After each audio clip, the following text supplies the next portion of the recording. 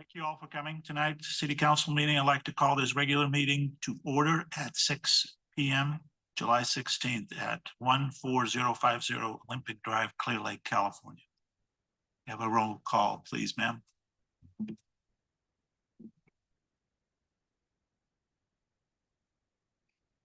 Councilmember Wilson. Here. Councilmember Hooton. Here. Councilmember Kramer. Here. And Mayor Slotin. Here. And Vice Mayor Downey is absent. Please stand for the Pledge of Allegiance. Councilwoman Wilson. I pledge allegiance to the flag of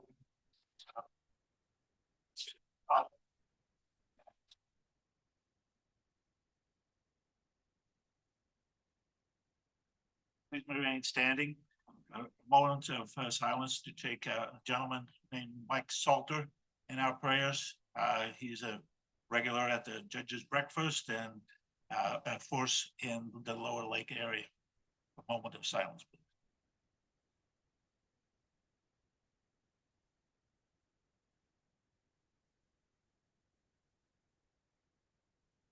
Thank you all.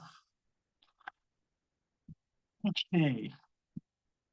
Some meeting procedures. All items on the agenda will be open for public comment before final action is taken. Citizens wishing to introduce written material into the record at the public meeting on any item are requested to provide a copy of the written material to the Administrative Service Director, City Clerk, sits at the end over there, prior to the meeting date, so the materials may be distributed to the City Council prior to the meeting. Speakers must restrict comments to the items as it appears on the agenda and stay within 3-minute time limit. The mayor has the discretion of limiting the total discussion time for an item, and the council cannot answer questions or provide comments while citizens are giving their public comments. Once your comment is complete, the mayor may refer you to staff for follow-up. And if you're on Zoom, please only written materials, comments may be taken via Zoom using the Q&A button at the chat room. All right, first item of business. Any changes to the agenda, Mr. Laura? No modifications, Mr. Mayor. All right, can I have a motion? Mr. Mayor, I'd like to make a motion to approve the agenda as presented. I'll second it.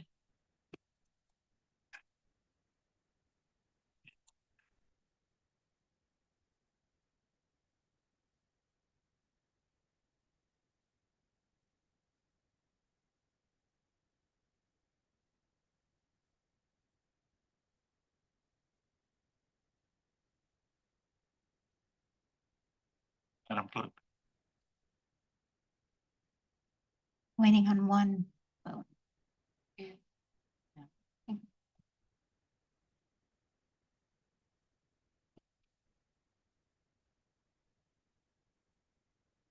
Motion passes with unanimous vote of the council.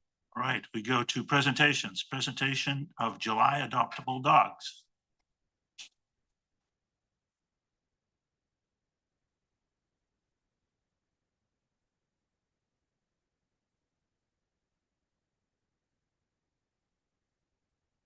Good evening, council. Stuff right. You should all have a packet there. Our adoptable dog of the month is Checkers. And then underneath that is the monthly statistics. And then underneath that is year to date. So you should have everything. So our adoptable dog of the month is Checkers.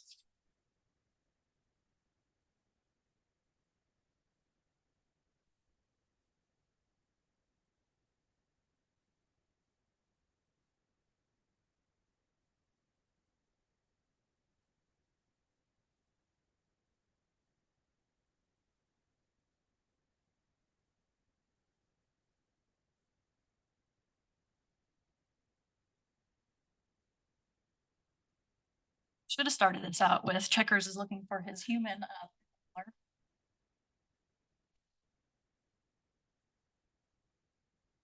Okay, so Checkers is a Pyrenees mix.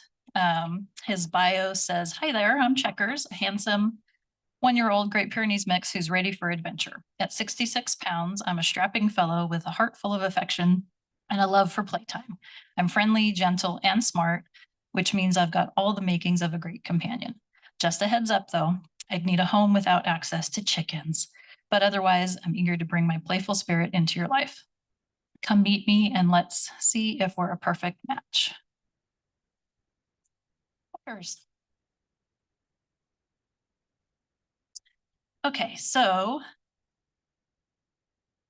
Oh boy. Moving on to the shelter, we have 69 dogs in the shelter currently. Actually make that 70 because we got one in at 5 o'clock. A majority of the population are puppies. So we have 15 puppies under 8 weeks old, and then a few under 4 months. Let's see, we have 9 cats in the shelter. In foster care, we have 35 dogs, mostly puppies, and 16 kittens foster. We've had 10 adoptions. I think it says 8, but we had a couple more today after I printed that were finalized. And moving on to the statistics. Total intake since the last meeting were 70. 58 dogs and 12 cats. And outcomes 54, 38 dogs left and 16 cats. 8 adoptions, like I said, 2 died in custody, 12 euthanasia, 5 returned to owner, and 13 transferred out for dogs. For cats, 1 died in custody, 1 euthanized, 14 transferred out. And then you have the year to date.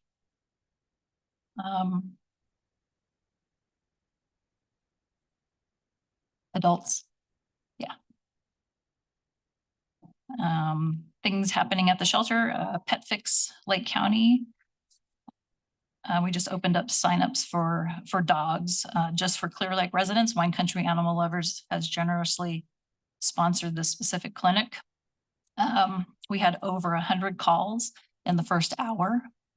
Luckily, I got a Google phone number, so there's no like busy signal. You can leave a voicemail, with 10 people calling at once. So we're working on returning those calls to get as many people signed up. We'll be able to do 100 cats and 100 dogs just for Clearlake. Our volunteer hours are adding up.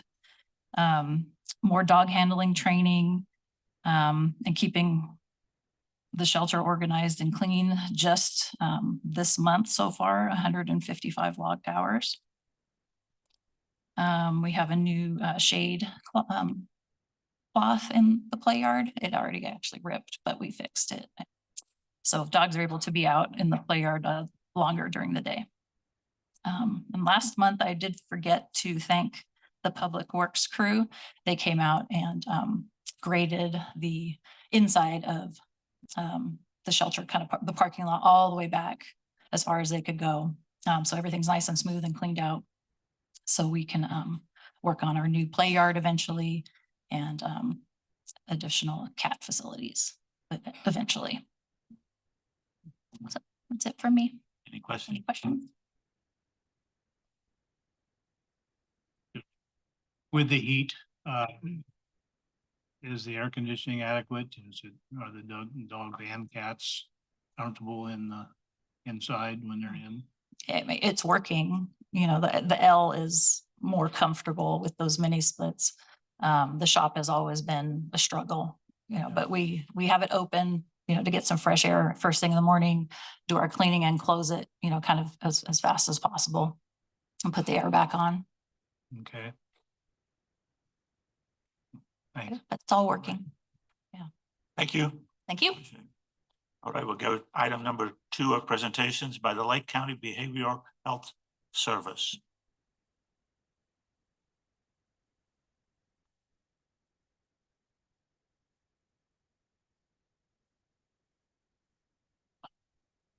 Hello. Oh, perfect. Thank you. Hi, thank you so much for having me today. My name is Megan Morgan. I'm the community liaison at Lake County Behavioral Health Services. I'm also joined by our Deputy Director, April Giambra, who's sitting back here. At the end, if we have any questions, she'll be joining up here so she can help answer those. I am here to talk about some changes that have happened within our community due to the Behavioral Health Services Act and how that affects our department and the community in general.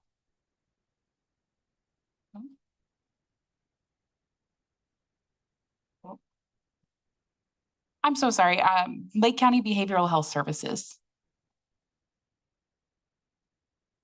So first, I'd like to start with some background on the Mental Health Services Act, which you may be familiar with. It's also kind of known as the Millionaire's Tax. It was passed in 2004 by voters here in California, and it was a tax on income over $1 million. This allowed for a lot of flexible funding for communities to provide services within behavioral health that were specific to each community, recognizing that the needs here in Lake County are different than the needs in Los Angeles or some other areas like that. And it allowed for a lot of local flexibility in our funding and creation of things like our peer support centers, peer support services in general, as well as prevention and early intervention programs. So we tried to make it as clear as possible. We're looking at some of the MHSA funding buckets right here, so you can see how that funding was allocated. We had 5 different funding buckets, the first being prevention and early intervention. We also had community supports and services, innovation, capital facilities and technological needs. So that's like the actual cost of running a building sort of thing. And then workforce education and training, because we all know that in Lake County, it can be really hard to recruit and retain professionals, especially licensed professionals. So this was one kind of funding that we were able to use to build up our own workforce and provide things like scholarships to our staff if they come and stay with us and continue working with us. The 2 main categories that I want to draw your attention to are community services and supports and the prevention and early intervention. These are the 2 funding buckets that the majority of covered our peer support centers, as well as a lot of our outreach and engagement services that they've come to known in our community. So what is the BHSA? The Behavioral Health Services Act, 20 years later in 2024, was voted on by California voters again, and it really sought to modernize the Mental Health Services Act. One of the big things is that it expanded the focus, so it was no longer just mental health services that it was able to fund, but also substance use related services. There was also a really high emphasis placed on housing and providing permanent supportive housing and residential treatment options, while, like I said, expanding that availability of substance use related services within our community. It had a big focus on creating transparency within the behavioral health world, with focusing on planning, fiscal expenditures, and client outcomes. And I'm so sorry, I'm used to seeing it right in front of me. So apologies as I turn my head. We did start this last year in 2025 implementation, but full implementation went live on July 1st of this year. So behavioral health funding is complicated at best. We tried to provide a graphic that made it a little bit simpler so that you could see how these funding buckets actually kind of came into play. So with our community services and supports, you'll see that one of our biggest components was the full service partnership program. That's our kind of whatever it takes model for folks who are experiencing the most severe of conditions. So that can provide things and help with things like housing, but we also recognize that simply getting into housing doesn't automatically solve all of the problems that somebody may have. So it can also provide further support. So things like getting electricity turned on or providing furniture for the house. That is now its own funding bucket under the BHSA. 35% of the allocation of BHSA has to go specifically to full service partnerships. As I mentioned, full service partnerships always had a housing component. Now under the BHSA, it's actually drawn out specifically as 30% of the allocation must go towards housing. 15% must go towards chronic homelessness, and then the other 15% can go towards general outreach.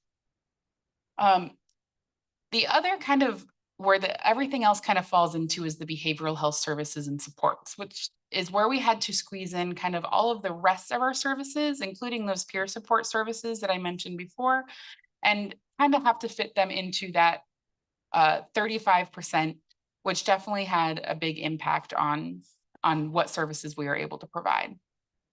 One thing that I'd really like to point out as well is that with the MHSA, the state kept 5% of the allocation on their end. With the BHSA, they actually keep 10%. So we are being asked to do services with categorically less money coming in than previously. Again, I recognize that behavioral health funding is complicated. It's kind of convoluted. This was another graph we tried to show kind of how these funding buckets come into play. On the sides, we have our Mental Health Services Act, and those are funding components for that. And then in the center, we have the BHSA funding components. So like I mentioned before, full service partnership is its own funding component now at 35%. And then we have housing interventions making up that other 30%.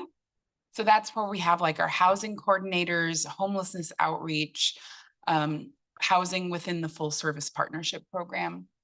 And then as you can see, we had to squeeze in everything else to that other behavioral health services and supports. That included our peer support centers. That included things like our mini grant programs, which was a program where we would work with community-based organizations and provide small grants up to $1,500 in prevention efforts. And a lot of our other outreach had to be kind of fit into this new, much narrower box that we're playing with.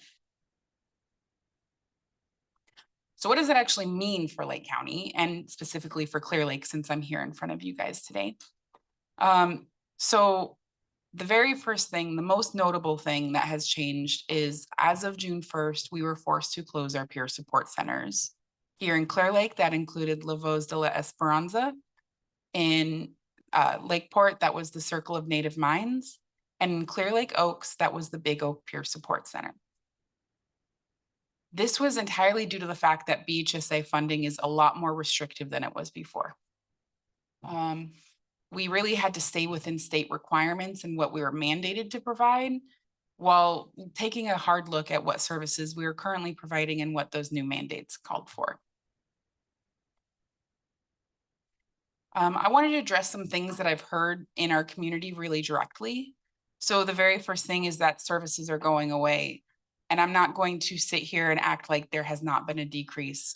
Losing the peer support centers was a huge loss for our community. We know that they were well attended, they were well loved. Every year we do surveys, they were always high scored for what our community wanted. Unfortunately, it just did not fall under that bucket anymore. What I do want to assure everyone though, is that we did not have any layoffs. That was something that was worked really hard in. All of our peer services were integrated into our department into teams based off of their professional and personal interests to find what fit best with them.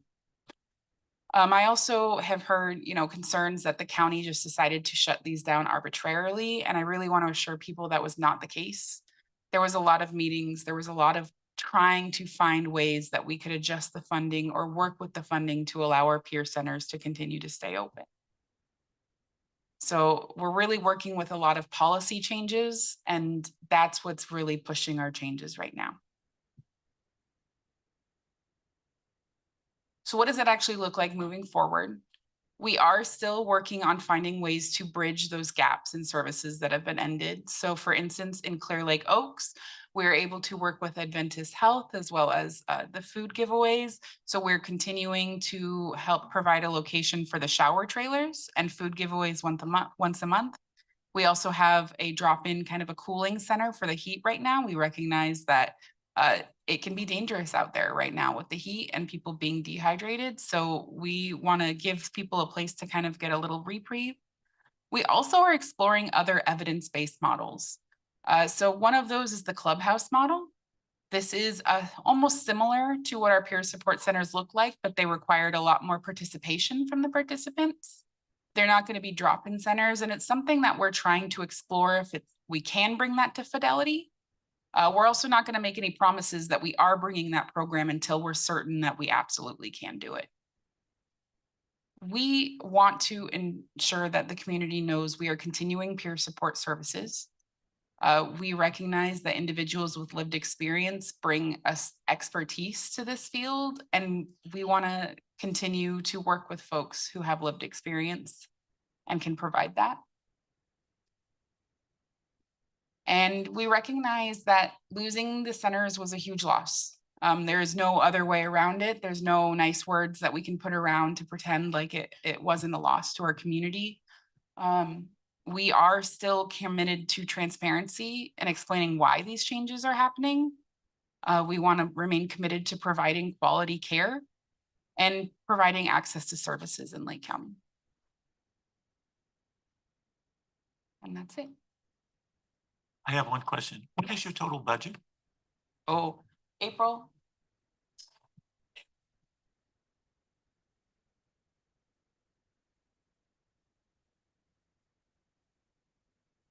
You might need to say it in the microphone. Oh, sorry. So I can provide that information at a later date, but I don't have that accurate number currently. Well, it sounds like. Their overall budget been reduced. Yes. Yeah, it has been reduced pretty significantly. Thank you. And I can follow up and get you those specific Yeah, numbers. just good. Anybody else have any questions? Mr. Kramer?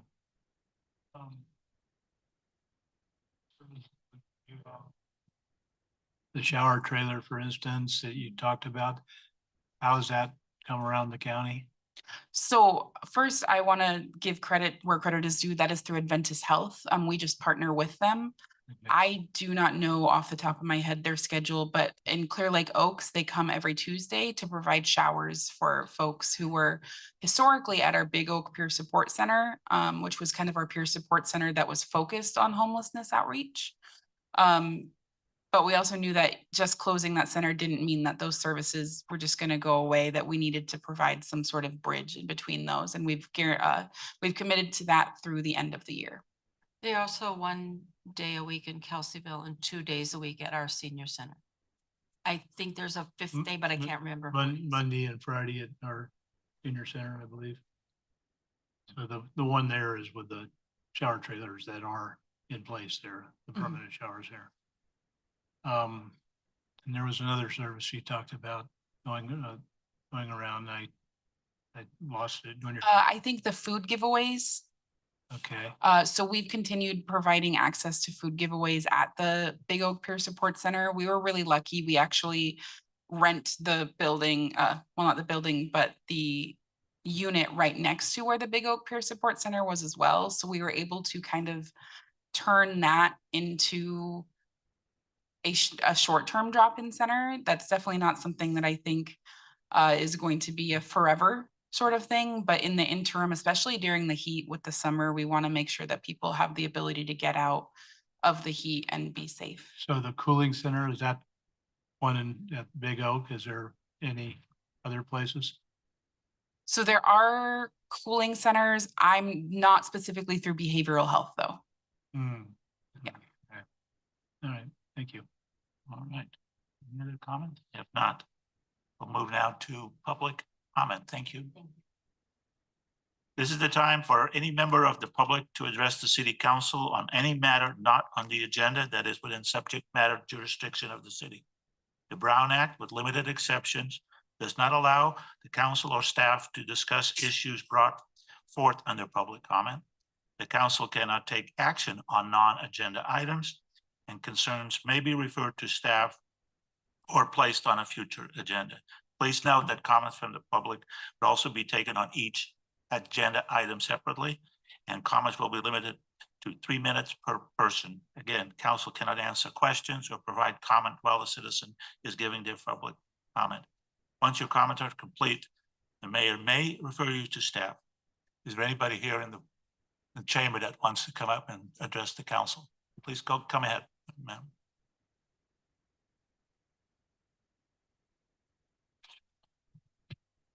Good afternoon, everyone. I'm just going to read this because I'm not really good at public speaking, so I wrote this ahead of time. Your name, please. My name is Amanda Barrios. I have my family with me and a bunch of friends and community from the skate park. So We are here today to ask for something that would have a lasting impact on the children and families in our community, a new or refurbished skate park. The reason we are asking for this is simple. Our current skate park has served our community for many years, but it is old, broken, and falling apart. It is no longer the safe, welcoming place our children deserve. Instead of inspiring kids to get outside to be active, its condition can discourage them from using it and create unnecessary safety concerns. A skate park is so much more than ramps and rails.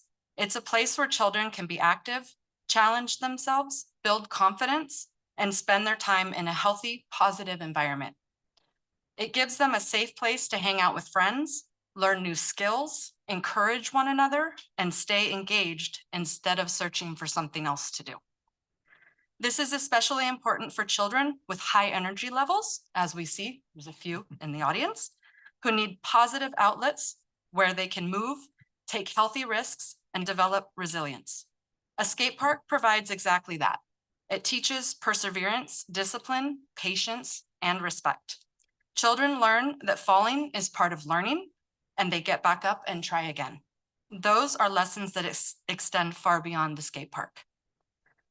While we appreciate the youth programs and special activity days our community offers, those events only happen occasionally.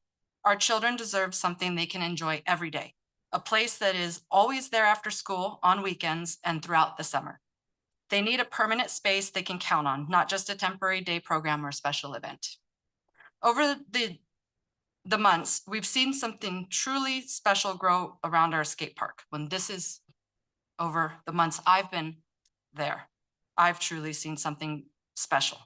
It's become a community. Parents gather to watch and encourage. Older children teach the younger ones. Friendships are built, families connect, and everyone looks out for one another. It's one of the few places where children of different ages and backgrounds naturally come together, united by a shared passion and a willingness to help each other succeed. When you consider the costs, this feels like an opportunity we shouldn't let pass us by.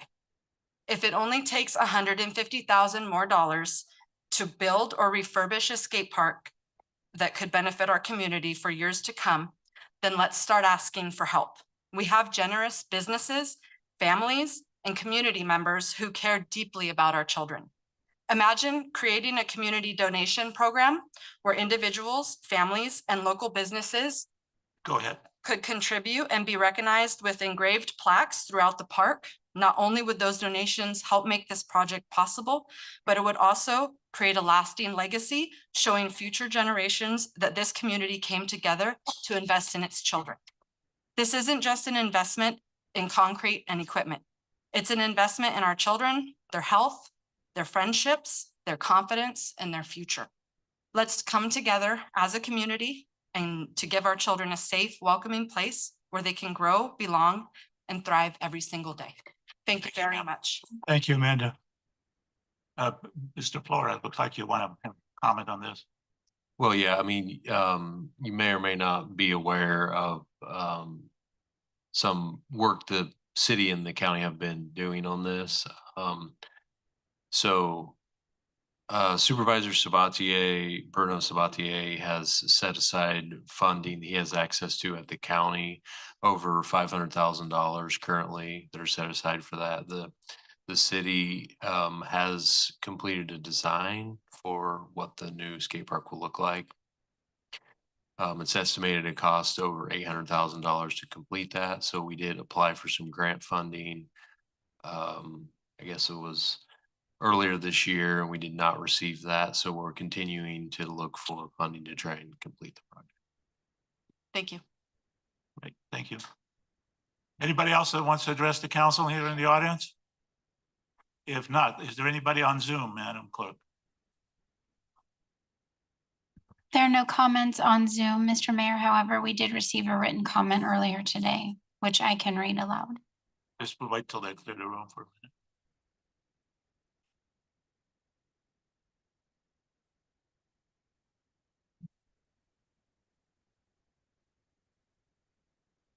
Go ahead, Madam Clerk.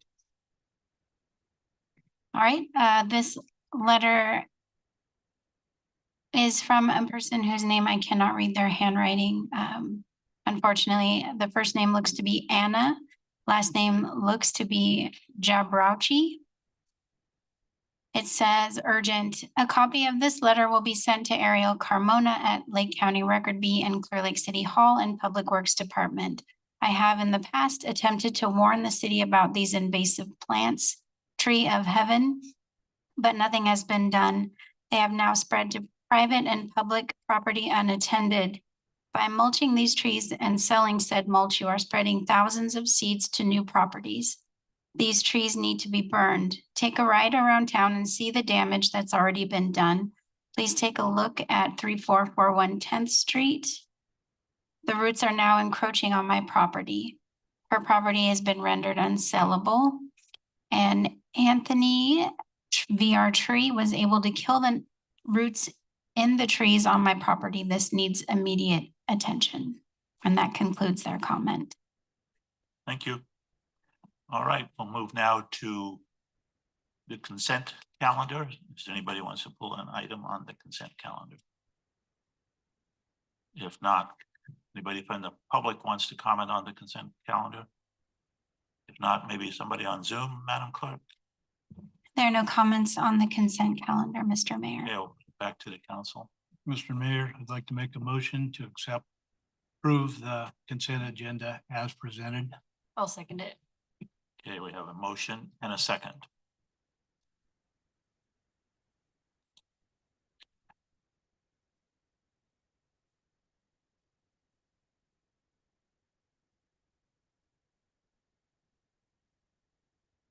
Motion passes with unanimous vote of the council. Awesome. All right, we'll move now to item 13, discussion and consideration of a partnership with Lake County Fire Protection District and CAL FIRE regarding a government wildland agreement. Mr. Mayor, council member, so Chief Cepeda is going to give an overview of this, and then we'll go from there. Awesome.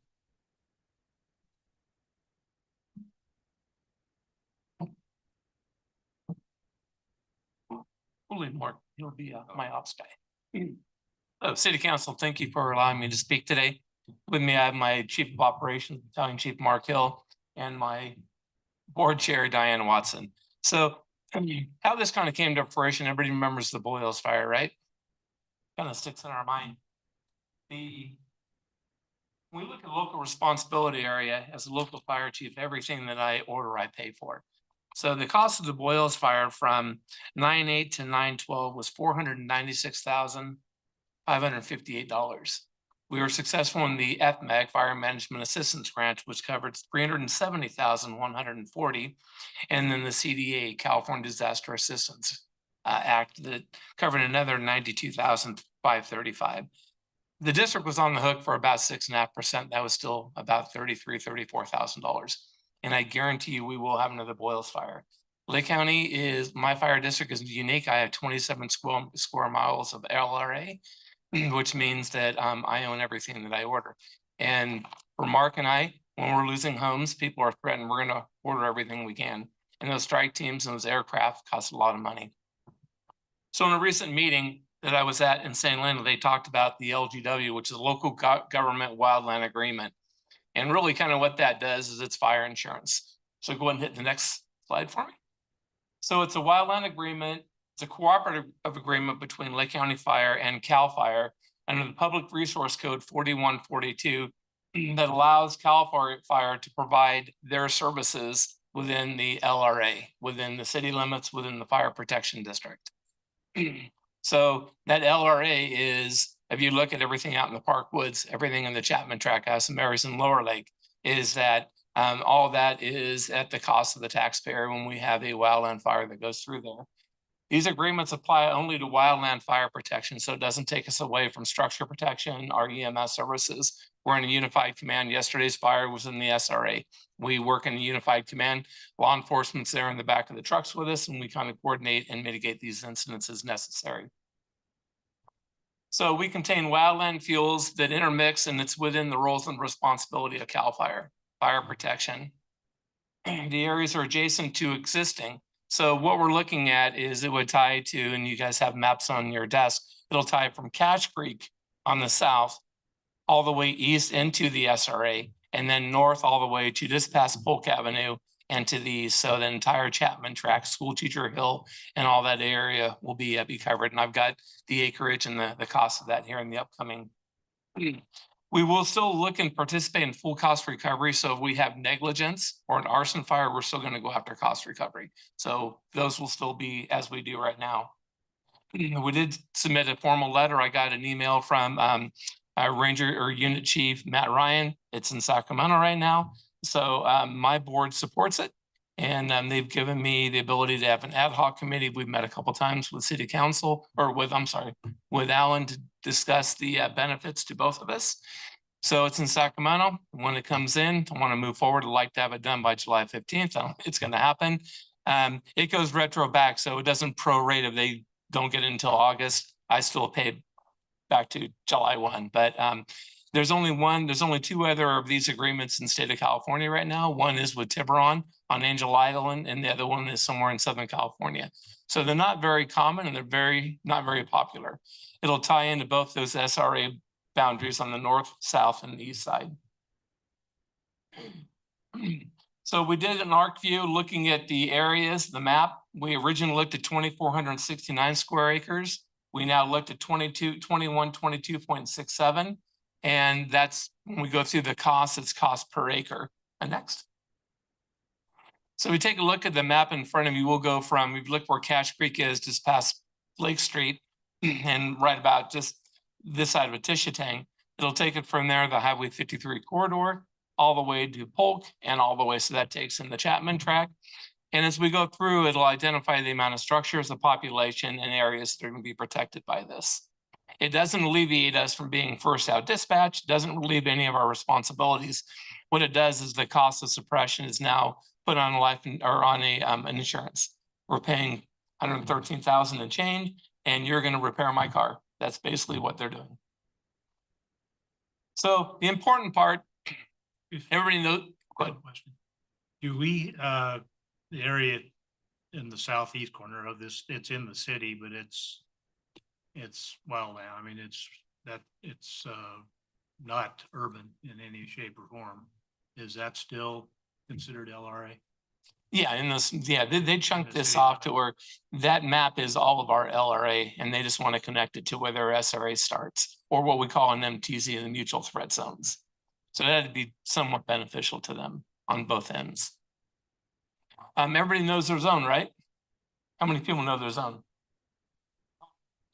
I don't even know LOW 185 or 180. That was a critical part for yesterday. That's where our fire was. Know your zone, because we'll begin our evacuations while we're responding to a call. We'll call out and start those evacuations. So 130, 148, 155, and 157 will be impacted. Those are our Genesis zone haven areas. A population based off Genesis, 2,615 people. A lot of cars, more cars than people. Approximately 7,500 cars and 2,300 structures. So like I said, when you look at a 4-day fire with mop up and everything was $500,000.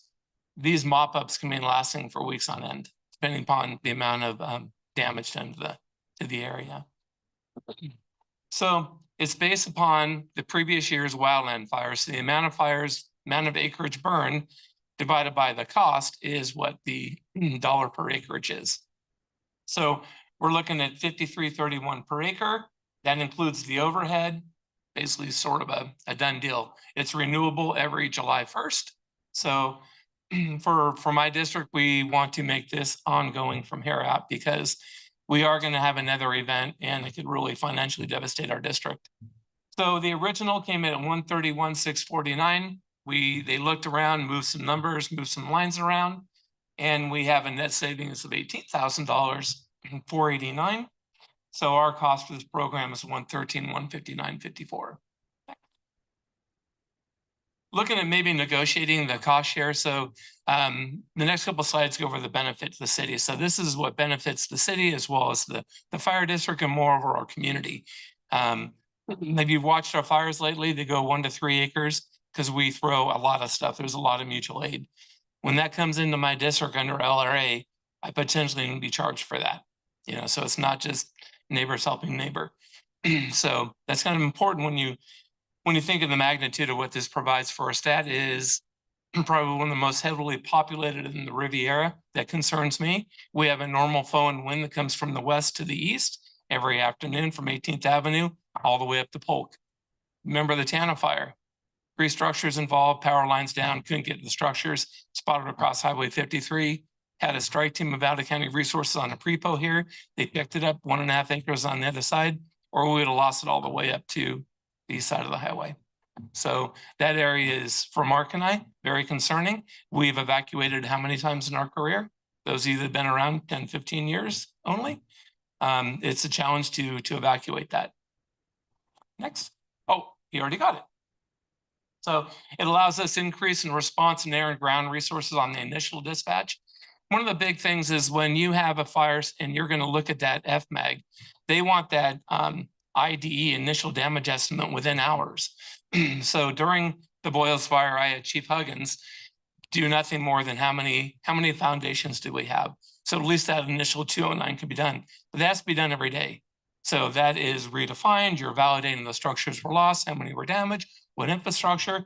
So it does save the city from having to get your code enforcement, your building inspectors, and reach out to the county for assistance to get all that done over the next couple of days. A lot of time and effort. And I don't know what the actual dollar amount of what it costs the city for staff time, but we already got that one too. So when we talk about damage to infrastructure, a lot of that is covered under the suppression repair portions of it. You have road damage, you have damage to your infrastructure. For people damaged to their own homes, they actually go online to the DGS site and they can file a claim, get it done. I think you did some of that, Russ, on the fire that we had on the back half of the Rocky fire. Yep. Next. The big thing is that we happen to get lucky with the FMAG. The FMAG has now gone automated. Doing the ABC form in the cab of my truck while you're trying to manage a fire was overly whelming. I appreciate the city's support in getting some phone calls and getting things done, but you have to have all this stuff on your paper and then submit it. I'm not sure we would do that again. And with a lot of the new regulations, I'm not sure we would get another FMAG. So CAL FIRE does that FMAG. They've got automated now, so we're actually doing an in-service training. We'll be going down to the ECC. We're going to simulate the Boyles fire again. We'll have all of our field personnel on the side of a room. We'll take all the information down, put it onto the form, submit it on that, send it up to the ECC. And when it gets to them, we want to be on their side when they receive that.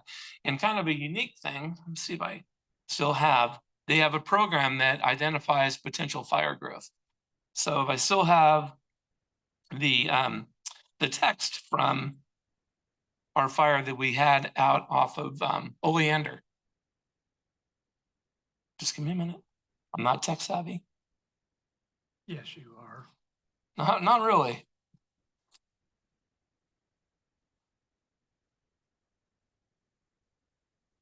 So what's kind of unique was without we made pretty good intervention, but this spring school and potentially up by Fellers Avenue and then down to the So when we put in our information, they're running this calculation, which further supports our need for the FMAG. And FMAG has to be done before 30% containment or any discussion of forward progress stop. What's the acronym mean? Yeah, because What's the FMAG? Fire Management Assistance Grant. You were doing really well up until. Yeah. Well, I have a relapse and I'm back in therapy next week. His defense, he did explain it earlier. Maybe you just weren't listening close. it takes a couple of times before we. Yes, I'm Portuguese and I'm a fire chief. What can I say? But yeah, there's a lot. So when Mark and I make this mass order of 25 or 30 engines, we don't pick and choose where they come from. So, the task force that came out of Mendocino County was maybe $30,000 for a 24-hour. The one coming out of Sacramento was about $150,000, or could be. So you're paying port to port, wages and benefits, and $200 an hour for that engine. So we don't get to pick and choose. It's like I need 10 immediate strike teams, task force engines, And the clock starts when they get the phone call. And as a local fire chief, you're not thinking about that when you're losing people's homes. But when you get the bill as a chief, when I got this bill in the mail or on an email, Misha and I both gasped. It's like, what do we do? You know, that's $500,000 out of our budget. So, and I'm not sure we would get an FMAG again. And mop up can take weeks on end, and we've experienced that. What difference would that made on that particular bill by being? I wouldn't have had a bill. place? Wouldn't even exist. It would have been an SRA fire. So they would have done all the mutual aid, the cost would have been done. They would have brought a DINS team in, which would do the initial damage estimate. They'd reevaluate that. They would assist with the 209s. So the city does a 209 and I have to do my own. Mine is based on the operations of the incident. And the city is based on more of the real estimate of damage, real property vehicles and things like that. So mine's kind of a Evelyn Wood version, Reader Digest for the younger crowd. I'm just kidding with you. But yeah, there would have been no cost to the fire district if it would have been SRA. Next. Oh, so all we're really looking at is a potential cost share. You know, one of the things, there are two handouts you guys have. Actually, there's probably one is the map.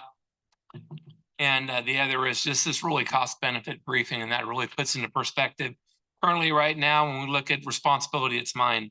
Structure is mine. Annual costs, unpredictable.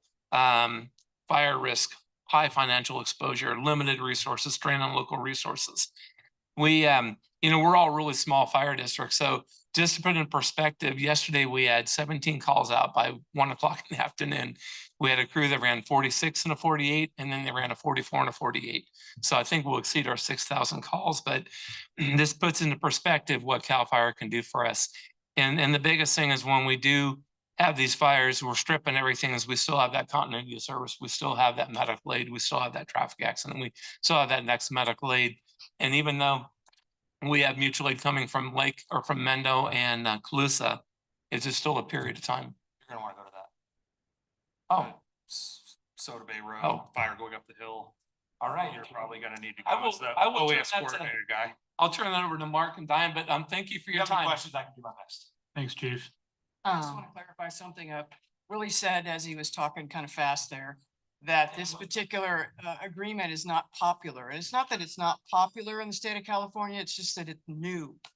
And a lot of people aren't aware of it. So the criteria for it, we meet the criteria for it. And there's a lot of other areas in the state of California that meet the criteria too. But this is something that CAL FIRE has just kicked out recently. And we think it's an insurance policy for the citizens of Clearlake and for us. And we want to share in it as much as we can. We had a couple of meetings with Alan, just to give him a heads up. We've met with CAL FIRE. We expect to get hopefully next week the final document from them. Our board is very supportive of it, and we're gonna try to move it forward as soon as we can.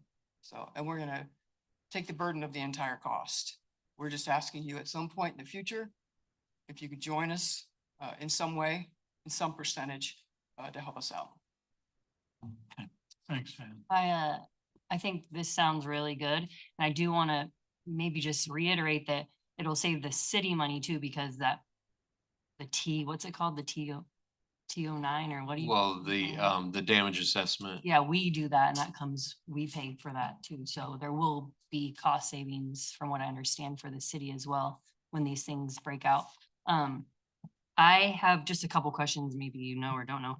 What classifies these as wildland fires? Does it have to start not in a residential, or what happens if it starts in residential and then it goes wildland? Are we covered? We're still, yeah, for the wildland portion of it. So we'll take yesterday, for example, we had the fire in Lower Lake, started off in a structure, most likely. I didn't get the final investigation report, ended up in wildland. If it is within about 300 feet of SRA's wildland area and gets into their wildland, it becomes part of their fire. So we would be responsible for the structure portion of it. They are still responsible for the wildland portion of it, and we would still have their resources.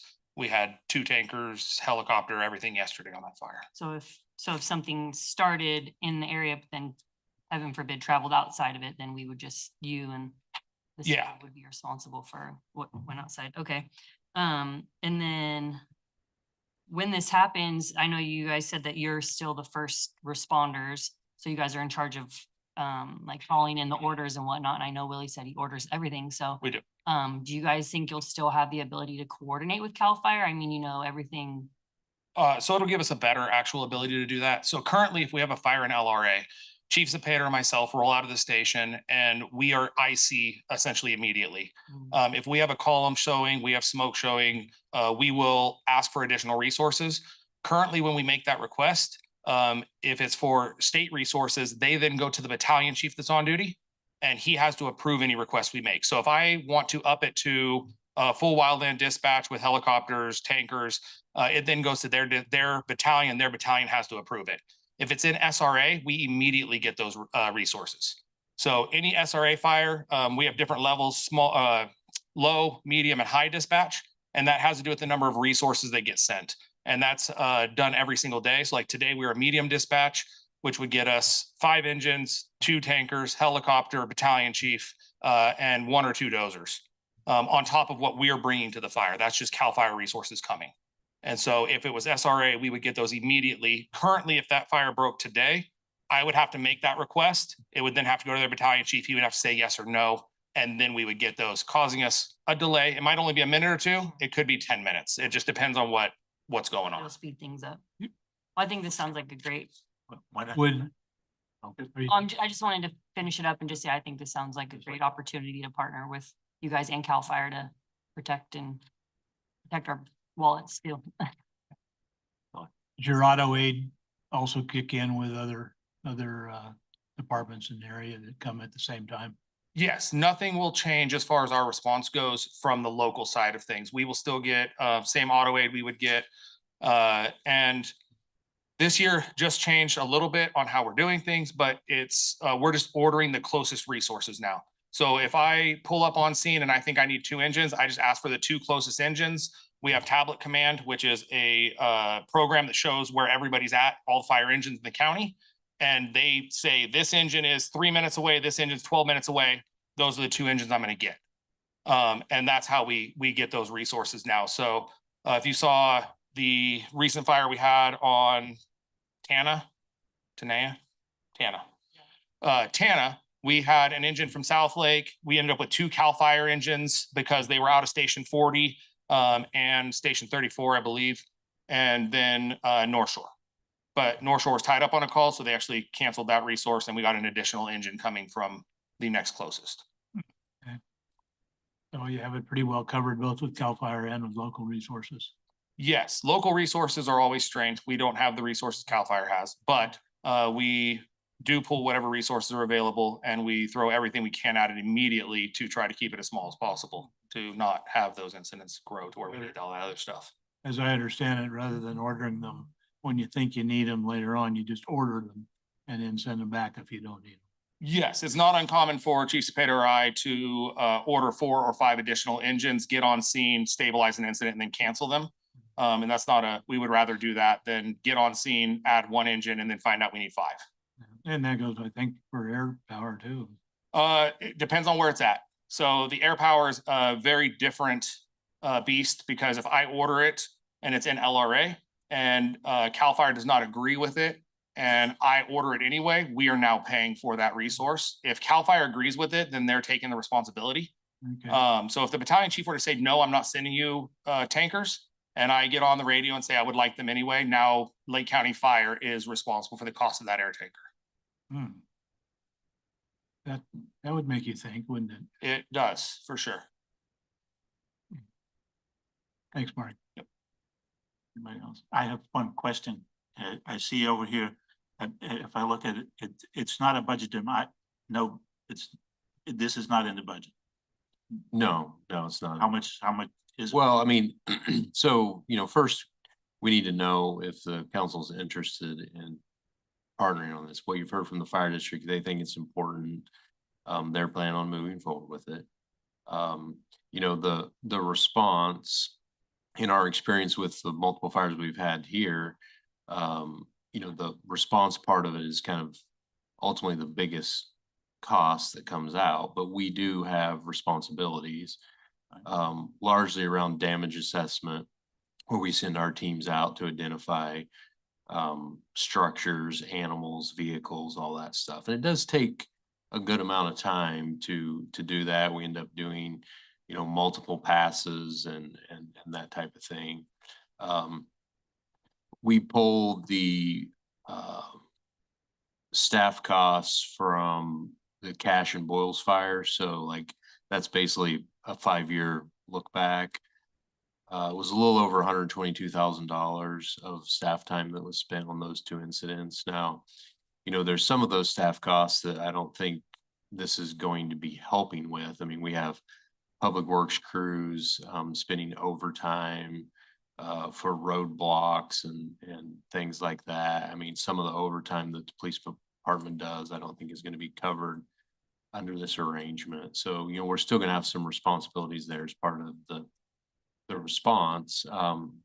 But, there is likely to be a significant reduction in that. One thing I actually saw in the presentation that we hadn't talked about up to this point is the possibility of infrastructure damage by firefighting equipment that might be eligible for reimbursement. I mean, there have been, well, the Boils fire as an example, there was some damage to Dam Road extension that the cost that was eligible and the paperwork involved, what we're actually going to get back, we just didn't even submit it because the process is so cumbersome on our side, and we were going to get, I think, $17,000 or something like that. So, that would be something that would be quite attractive because, there is often damage to roads from dozers and so on and so forth. So, I think something that the council should seriously consider. Originally, we talked about like a 50% cost share. I think that's a little high based on the likely sort of liability of the cost of the wildfire. Something more in the 25% range may be appropriate.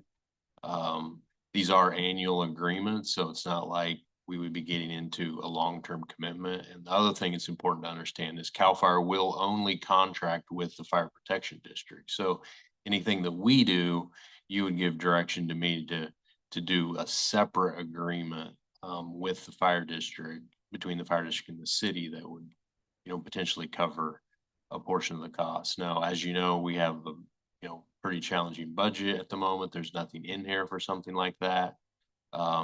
If it's something you want to participate in this year, you can certainly give direction and we'll go figure out adjustments necessary to make that happen. But just to give you an idea, based on the 113,000 number, 25% cost share would be about $28,300.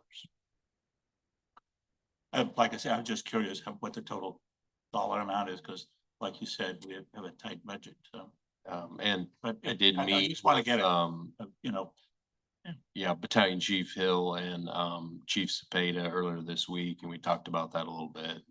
Chief shared with me that he thought that was, a fair amount in this situation. There's circumstances, 25% as far as the. Can we find that 28,000? Well, I mean, I don't have a place right now. I'm telling you that if you guys tell me that's what you want to do, well, then we'll make the adjustments necessary to do that. For my personal thoughts are, I think it'd be well worth working with them because it's going to be a benefit for our citizens in the city.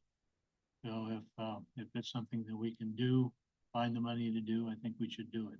But we recognize we have a very tight budget. Councilman Wilson. I think tight budget or not, we have to find the money. I agree. I just want to know that we had to lay people off because of a tight budget. So that's, we have to balance. And, so I'm thinking this might, for any incident, it cost us like 30 grand, then it's yes. But if it's 300, then it's no. Okay, well, I mean, you can give me direction to, then put together an agreement. with the fire district, that's what we want to do, and I'll make the necessary budget adjustments to. Then, because I would like to see the dollar amount where it could be. And could be liable for it. So Is that possible? can you say that again? Is it possible to give you to have an item, not, I mean, okay, let me rephrase. If it's $30,000, I'm cool, but if it's 300,000 that we might be liable for, then we have a problem. That we're liable for, or that we're agreeing to pay as part of an. Right, that's what I meant. Well, yeah, so I mean, we know what the cost of the agreement is this year, it's 113,000. Okay. So if we agree to 25%, I mean, you can tell me, well, the budget's tight, you want to give 10% this year, or whatever, but 25% would be $28,289. That's for this year. That's for this year. The rate Okay, can change every year, so Let's do it. All right. is that a majority? Okay. So we need have motion to authorize the city manager to execute. Oh, open it for public, any public comment? All right. Anybody on Zoom, Madam Clerk? There are no comments on the Zoom, Mr. Mayor. We'll bring it back to the council for action.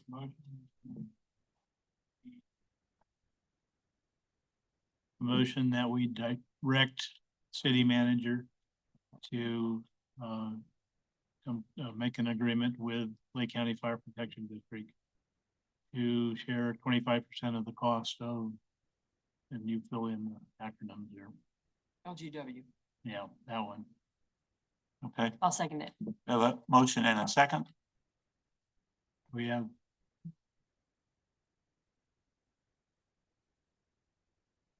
Thanks.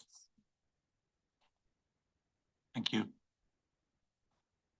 Thanks, Mark. Thank you very much for your time. We really appreciate the consideration of this. Thank you. Okay, we'll go to item number 15. Discussion, consideration of memorandum of understanding with Canocti Unified School District for the School Resource Officer Program. Mr. Mayor, we still have a motion on the floor. Oh, sorry. I thought we voted. I voted. Stink. Why is it still so? Oh. Control them. Okay.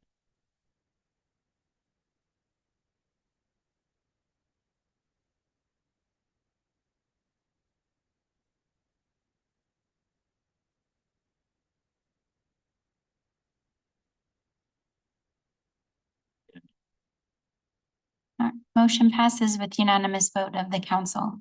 All right, go to item number 14. Discussion and consideration of memorandum of understanding with the Canocti Unified School District for the School Resource Officer. Mr. Flora. Lieutenant Snyder is going to present the staff report on this item. Thank you, members of the council. Here we are for the MOU for the Canocti Unified School District and the Clearlake Police Department for this School Resource Officer Program.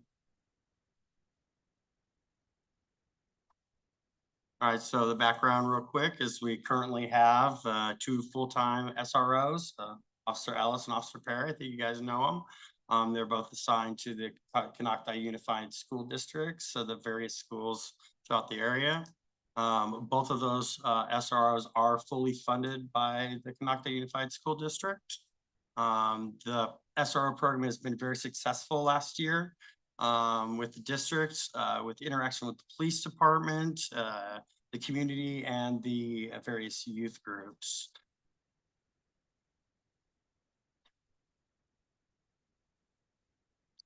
So with the SRO program, it brings enhanced safety and presence to the schools.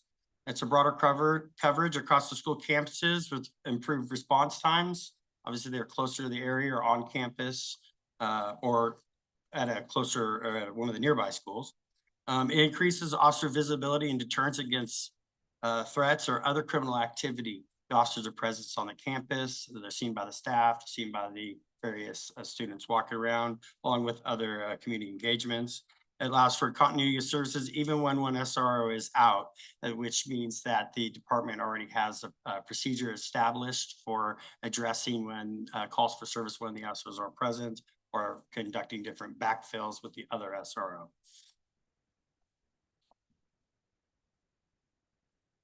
And then it also creates proactive student engagement. It builds trust and relationships with the student through positive engagement with the officers.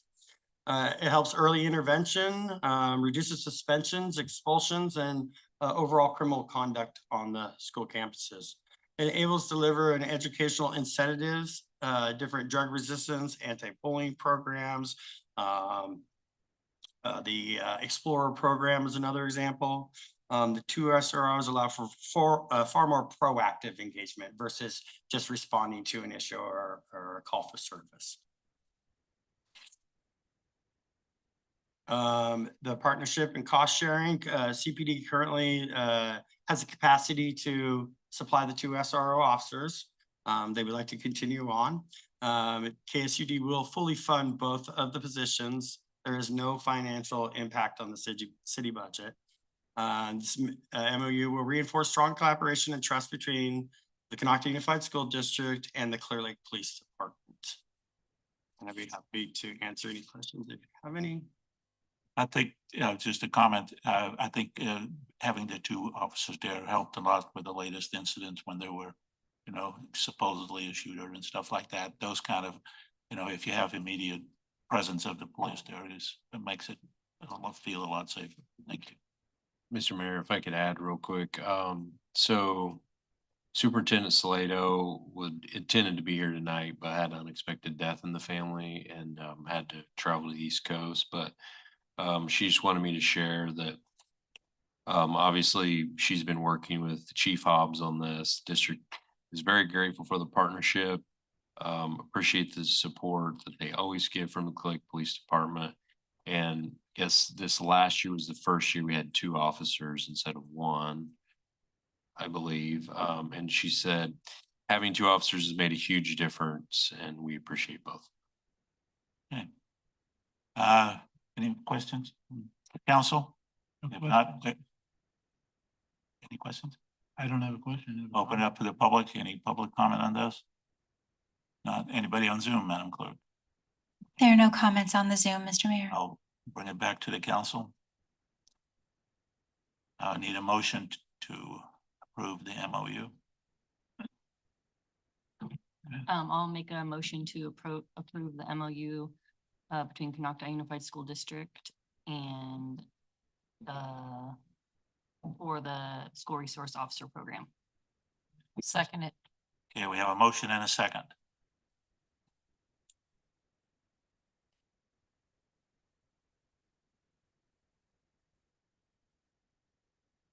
Motion passes with unanimous vote of the council. We go now to item number 15. Mr. Laura. Discussion and consideration of resolution 2026-27 supporting the Lake County Sanitation District's proposed interim governance reorganization. Okay, Mr. Mayor, council members. So we've talked about this quite a few times. I think the council is pretty aware. We have a fairly detailed staff report on this and the resolution, so I won't go over all the items. I guess just as an update, the Board of Supervisors did approve the resolution of intent on Tuesday. I was there. I didn't make any comments at the time.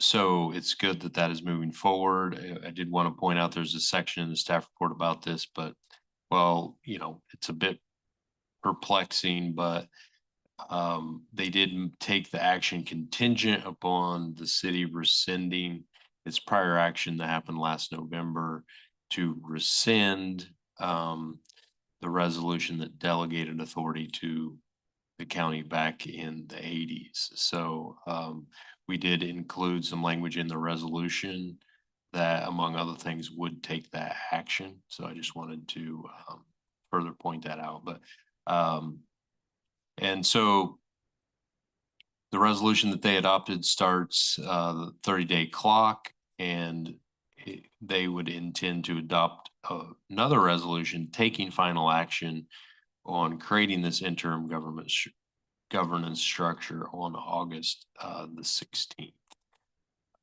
So they have not yet selected the board members that would represent the county on this board. That will also happen on the 16th, as I understand.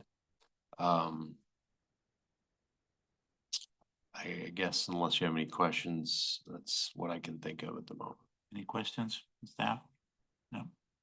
Okay, I'll open it to the public. Any public comment on this item? I do have some comments from Supervisor Sabatier that he would like for me to share. He's at a conference right now, whenever it's appropriate. Go ahead. Okay. Good evening, Mayor and council members. Today is a great day where both the county and the city have come to an agreement on how to move forward with a new governing board for the Lake County Sanitation District. While it will take 30 days after today's resolution that you have under consideration to finalize this process, I wanted to share my appreciation. Council members Kramer and Hooten, as well as City Manager Flora and Public Works Director Leyva, have been to many meetings with us as we navigated state code, ironed out disagreements, and found an appropriate way for us to move forward towards better representation within Lake Osan. As you know, the county has approved its resolution of intent to seat a new board on August 16th, 2026. Your approval of your resolution tonight will allow us to move forward, meeting the goals that we set out to obtain months ago for the county and years ago for the city. I'm thankful for the patience of the city, the openness of the city to handle my last-ditch effort offerings to help us move forward. Those of you in our meetings know what I'm talking about. As you may know or have learned, I will never give up. I'd rather be on plan L than walk away from finding a way forward. Together we have found a way forward, and while patience was and is required to making these things happen, this is how it should be done, where differences of opinions and more can be figured out and dealt with at a table that provides an equitable voice. I'm thankful for our time spent together to get to this point. I'm looking forward to your decision tonight so that we can get one step closer to our goals with Lake Osan for the city and the county. Okay. Any others on Zoom, Madam Clerk? There are no comments on the Zoom, Mr. Mayor. Okay, we'll bring it back to the council. Mr. Mayor, I'd like to make a motion to approve resolution number 2026-27. A resolution of the City Council of the City of Clearlake supporting the Lake County Sanitation District's proposed interim governance reorganization and affirming the city's commitment to equitable representation and long-term reorganization of the district. I'll Okay. second. We have a motion and a second.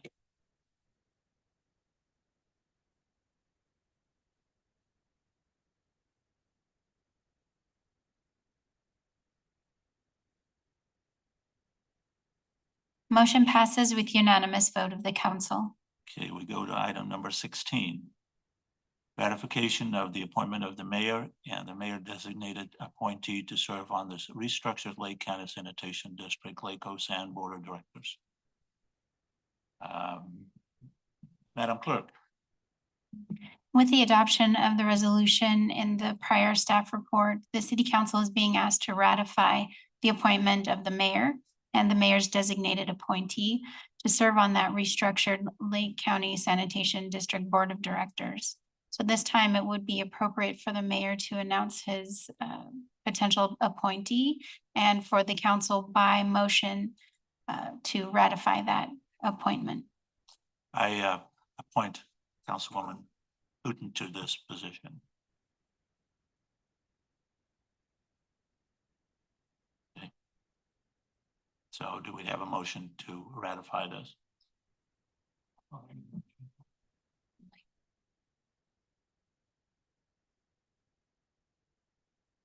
I gotta get back to where I'm going here.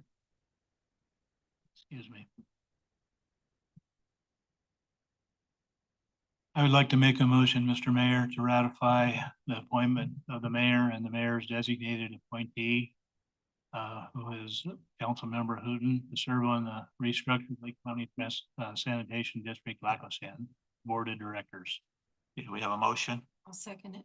We have a motion and a second. I think we do need to make sure and take public comment if any. Oh, anybody wants to make a comment on this in the public? If not, I thought I did that already. On this one. Okay, if not here, anybody on Zoom, Madam Clerk? There are no comments on the Zoom, Mr. Mayor. Okay.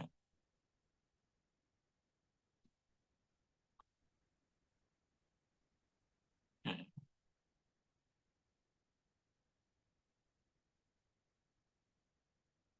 Motion passes with unanimous vote of the council. Okay, we go to item number 17. Consideration and adoption resolution of 2026-29 calling for and giving notice of general municipal election. Mrs. Swanson, please, it's your item. Thank you. Honorable Mayor and council members, tonight the city council is being asked to adopt a resolution calling for and giving notice of the general municipal election. So at the February 19th council meeting, direction was given to staff to proceed with the preparation of a ballot measure to be placed before the voters of the city of Clearlake at the November election to question whether or not to transition the city treasurer position from an elected position to an appointed one. In addition to the measure, 2 council seats are up for election along with the city treasurer position. Because the office of the city treasurer will appear on the same ballot as the measure, the resolution and the full text of the measure address the effect of the measure on the treasurer contest.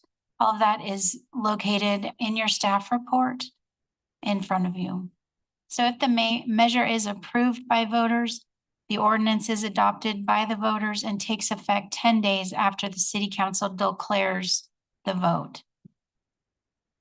So what that would mean would be that if the voters of the city of Clearlake approve the city treasurer position to be appointed from elected, then even if a person were to run in that treasurer campaign, that seat would be null and void at that time, and they would not take the seat. So approval of the ballot measure tonight would begin a timeline of necessary actions. Arguments for or against the measure are due by 5 p.m. on August 18th.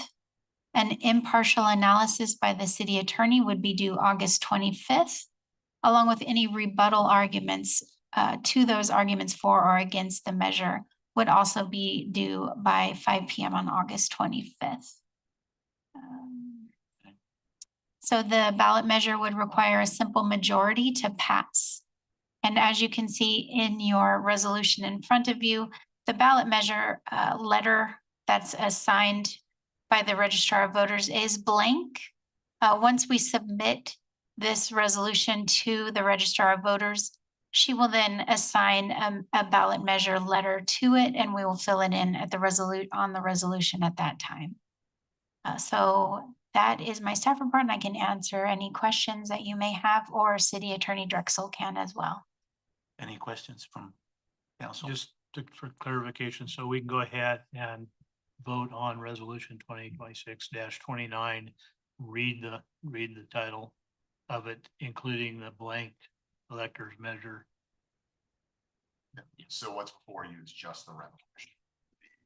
The measure is an ordinance to be voted on by the electorate. So we're not, if I'm understanding your question, right?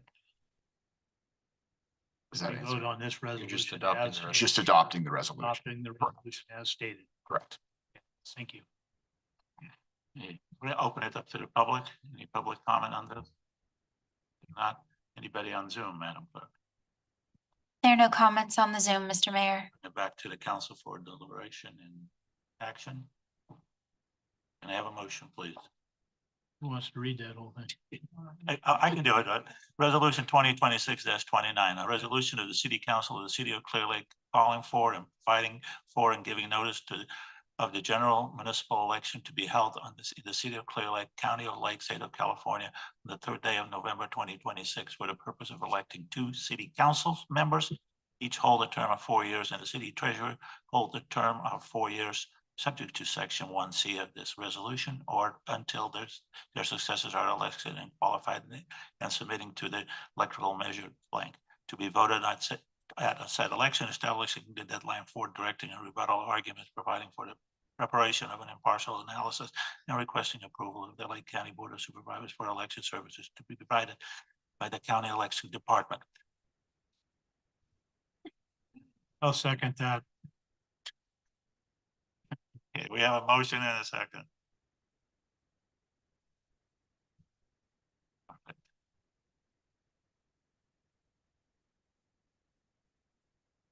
Motion passes with unanimous vote of the council. Good. Speed reader then. All right. Item number 18, adoption of memorandum of understanding with the Clearlake Police Officers Association for July 2026 through June 2027. Mr. Flora.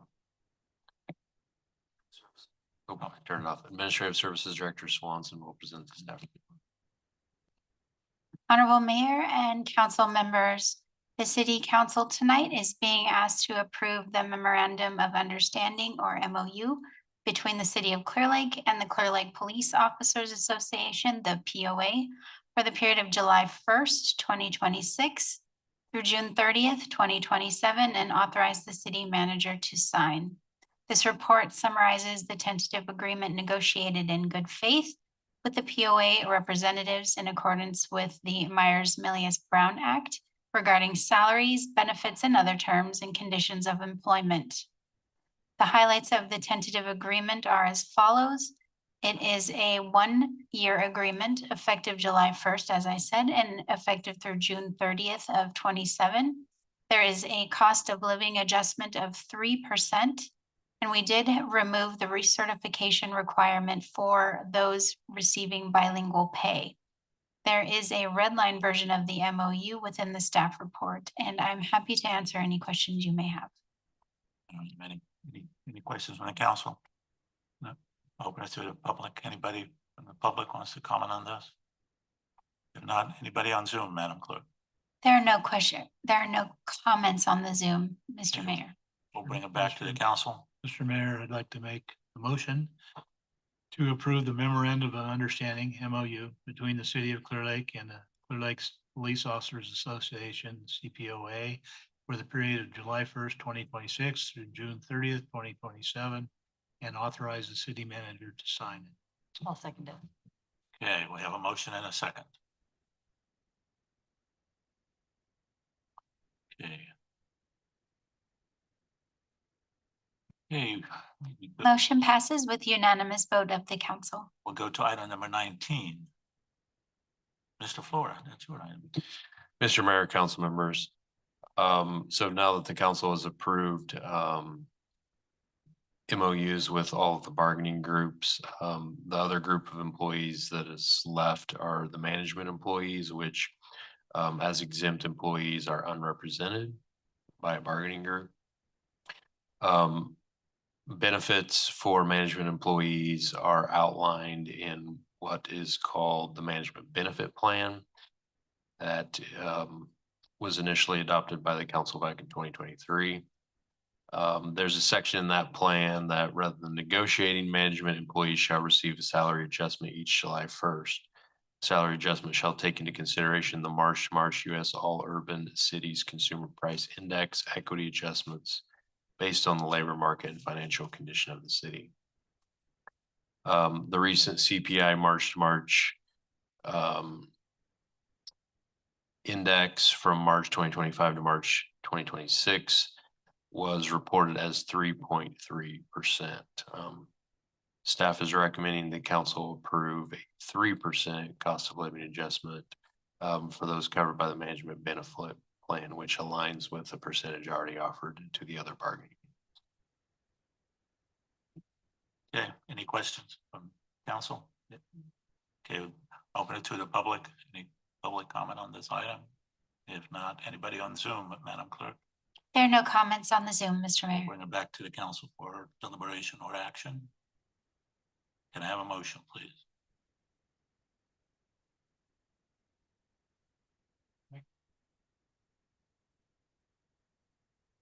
Just trying to get the right wording here. make a motion to approve the cost of living adjustments for management employees and corresponding update to the city salary schedule. Okay, we have a motion and a second. I'll second it. We have a motion and a second.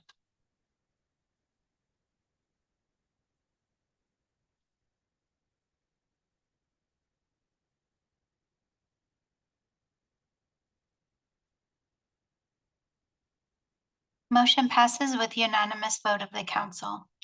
All right, we go to city manager's report. Just a couple of things I wanted to provide this update to the council on. One is, it's been a long time, but the property on Lakeshore Drive that we requested the court put into receivership. There was one offer initially received. It was from a individual that already owns a number of properties in the city, a number of which have had code enforcement violations. And so the receiver recommended that agreement be approved by the court. We decided to oppose that happening. I went to the court hearing, filed a declaration. The judge sort of aligned with that concern and extended out another 30 days to accept additional offers. I had personally talked to some people about that. We did receive 2 additional offers at this point, so that's good. I'll be coming back before the judge on August 10th, where presumably he will select one of the offers to move forward. So I think we have at least one of the offers is someone that I'm familiar with that I, have confidence will do a good project rather than continuing the blight that we've seen at that location. The other thing that kind of, there's been some inquiries over a period of time, and more recently we've finally started having some discussions, but there's a company called Vero Fiber, which is trying to expand direct to home fiber network in various areas. They're fairly new in California market. They've done a few locations, are working on several more now, but they approached us about interest in doing that. So I feel like it's probably going to be quite well received by the community. So a lot of folks in Lake County are really forced to use Starlink for internet service, which works pretty well. This would provide the ability to get much higher speeds actually than Starlink for a cheaper price. So I think that's going to go over quite well. The agreement that we would need to have with them is we're not allowed to have a franchise agreement with this particular type of company, unfortunately. Why is that? Well, it's basically because of the service they're providing is exempted by the state. And our city attorney has tried to find an angle there, but it doesn't really exist. So they do want to potentially use some city property as sort of the headworks of the fiber connections and install generator power and so forth to keep the network up and going. So we're sharing a few different city properties that may work on that. And then there will be an agreement with them to still use the right of way. It's just we can't charge them a franchise agreement. So we'll see if there's a few things that we can ask them for in exchange for that. But I just wanted to give the council some awareness that that may be coming. I really think it is going to be well received in the community. I mean, based on the numbers I've seen, you can get quite high speed service, but their lowest level of service is twice what folks normally receive from Starlink at half the cost. How about Mediacom? Does Mediacom have a franchise agreement? They do, but it's not for their internet service. It's only for their cable service. Internet service is exempt. That's my report. Right. Thank you, Councilwoman Hooten. I attended the AVA, the Abandoned Vehicle Abatement Committee meeting yesterday in Lakeport. They reviewed quarterly reports, how many vehicles, the county, Lakeport, and the city of Clear Lake tag, abate, gone on arrivals. This proud but not proud to say the city still tags almost as much as the county entirely and way more than the city of Lakeport. But it's good that there's a program that we can utilize to get some of those funds back. And then we also received an update from the city that they're going to move forward with the Vehicle Amnesty Program Day. It's really cool that the city kind of takes that on, and basically, hopefully in September, there'll be maybe possibly 2 days, 2 locations where people can come and surrender their vehicles.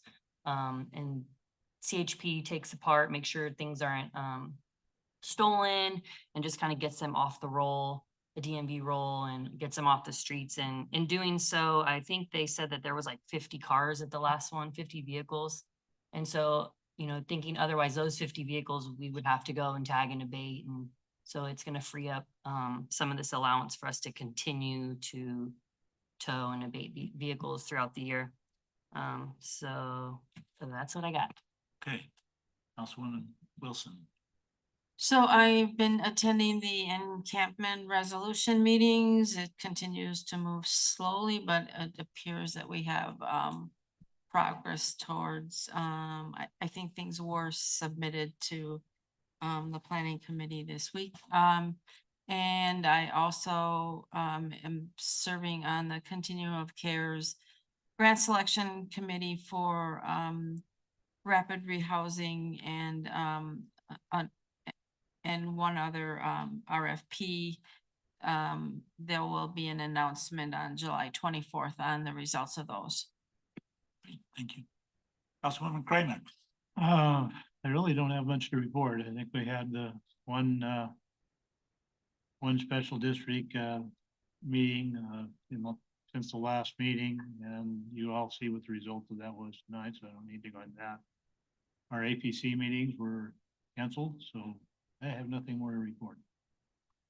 I was supposed to go to a Lake County rec meeting that I missed. I had more interesting things. All right, any future agenda items? If not, I thought you might want to update the council on our meeting that we had yesterday with the senator's office. oh yeah, we met with Wesley Fink. This is probably the first time that a senator has reached out to us, and we met with his representative. At least we have now a connection to Senator Schiff's office, direct line. So at least he already sent us some information today on some possible grant programs that might be available. So a connection to our senators is always helpful, whether it's state senator or state congressman, or is always helpful for getting things from them. So that's it. Nope. If not, we adjourn to closed session.